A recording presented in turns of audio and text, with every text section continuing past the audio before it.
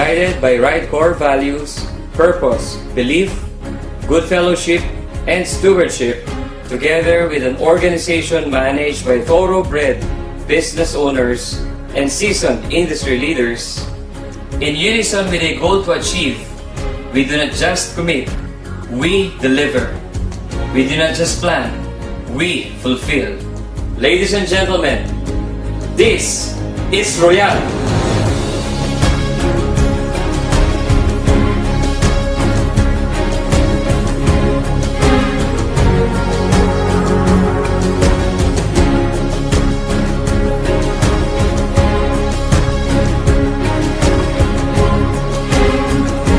Malaki po na itulong ng pagbubukas dito ng Royalistas International Genuine Trading.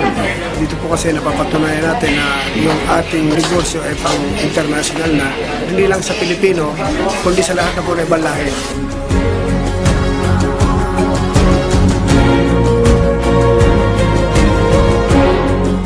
Nang kumita na ho kami dito, yung mga kapatid ko, nag-put up na rin ho kami ng isa pang traditional business na magkakasama pa rin ho kami.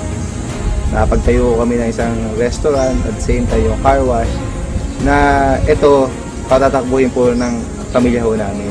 Itong negosyo na to, ito ay bunga ng negosyo ng Royal.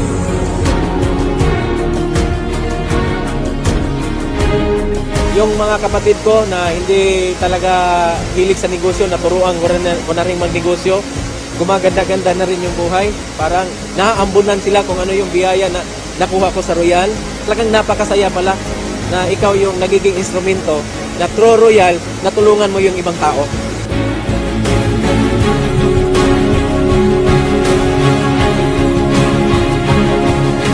Ibang klase yung vision nung may-ari. Ibang klase yung mancom ng Royal.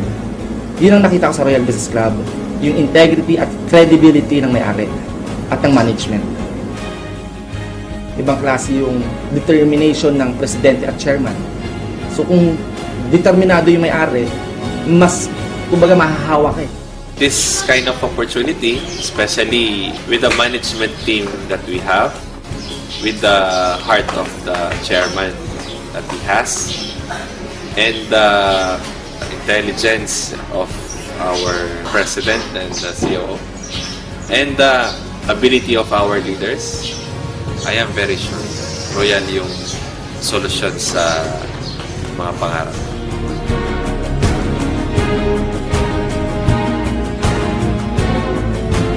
Pantay-pantay sa Royal na kahit high school graduate lang po ako, pwede kang maging top earner. Nagbibigay sila ng equal opportunity sa buong Pilipinas o buong mundo.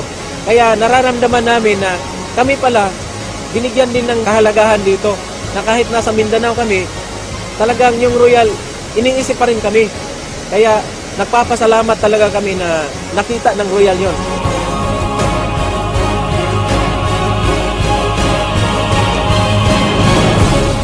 Since the inception of Royal, our intention is to lead and set the trend.